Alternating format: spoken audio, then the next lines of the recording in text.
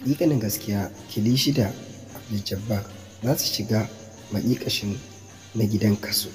wanda tabbas za su iya kasancewa a kan wannan sharri da suka yi ma Sumayya, za su iya kasancewa reshe ya juye da mujiya. Ku kasance da mu cikin bidiyon nan.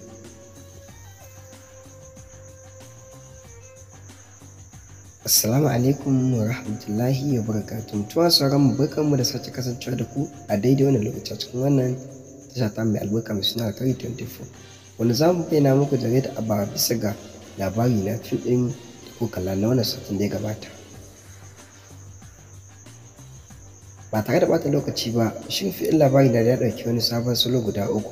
wanda duk inda mai sauraro bai duba, wanda bai idan baka manta ba cewa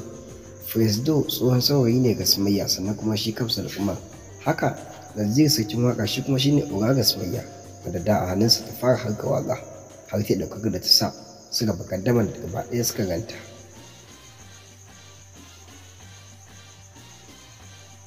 Tabbas Ungulu ta koma gidanta na tsamiya duba ga yanayin yadda Firesido ya fusata bisa ga wani bidiyo da aka yi da baya, wanda har wani Abdul-Jabbar yake kwanin dan uwa ga Abba, wato da yake yaya ga mamaciya Shamsiyya, yake magana cewa an tara bare aiki ta uban waye kashe ma'ana kanwar tasa mai suna Shamsiyya, wanda ya fusata Firesido da an ce kuga ta yi lafiya Allah cika balle irin wannan lokaci. Ya fusata ya ce ya faɗi sunan mahaifinsa ya ce shine har yake maganar Abba ne ke ne ya ɗaure musu gindi.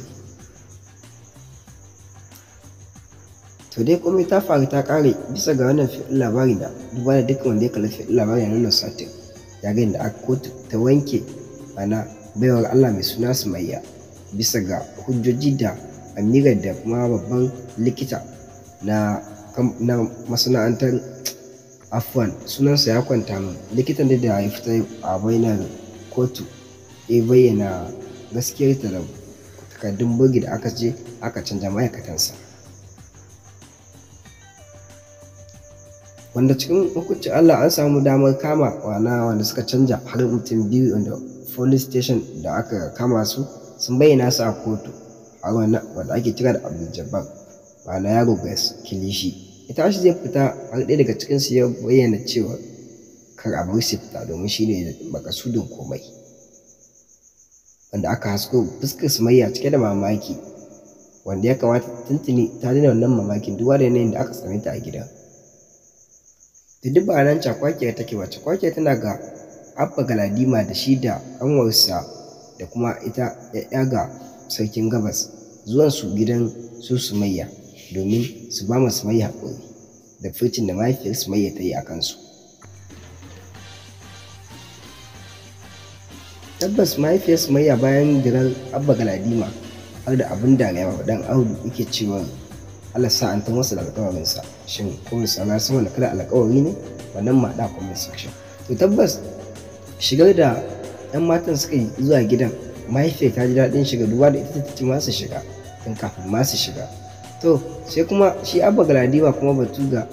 ma'ana tsohon saurayi tsohon miji kenan ga Sumayya, wanda mahaifiyar shi ne sace ganin fuskar Sumayya insha Allah har abada, wanda Sumayya ta tashi a fusace a nan wajen aka kawo ƙarshen shirin na wannan zangon satin. Duk da cewa labari na ya ɗauko gangara ta hutu da ake zuwa na ƙarshen ma'ana shekara, tabbas kwanan nan labari na ya fi ƙara season 2 ko zuwa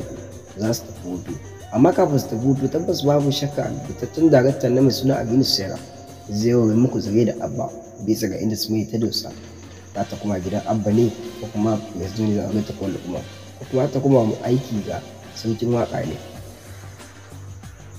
Babu shakka mai sauraro za mu ji ra'ayinka a comment section bisa ga wannan ma'ana ra'ayi da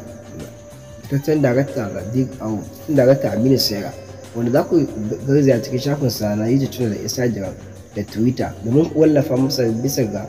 yadda kuke so Sumayya ta kasance. Shin gidan Abba Galadima kuke ta kuma ko kuma Firesido ya fara ta ma'ana neman ta kuma shi malamin ya shiga sannan ko ta kuma a can wajen aikinsa kamfani kenan. To wannan muna roƙon ku je kuma ma'ana shafin Aminu Saira Global sannan ku tabbatar masa cewa ga yadda kuke buƙatar idan aka ji rinjaye shi da ba ku mantawa Aminu Saira yakan bin ma'ana adadin yawan mutanen da suke son abu to kuma yakan yi musu shi insha Allah. Ta mai sauraro duka ana sanar ta mu take shirin zuwa ƙarshe a kan 24 na alfahari da ku. Mana ba bane sai da ku.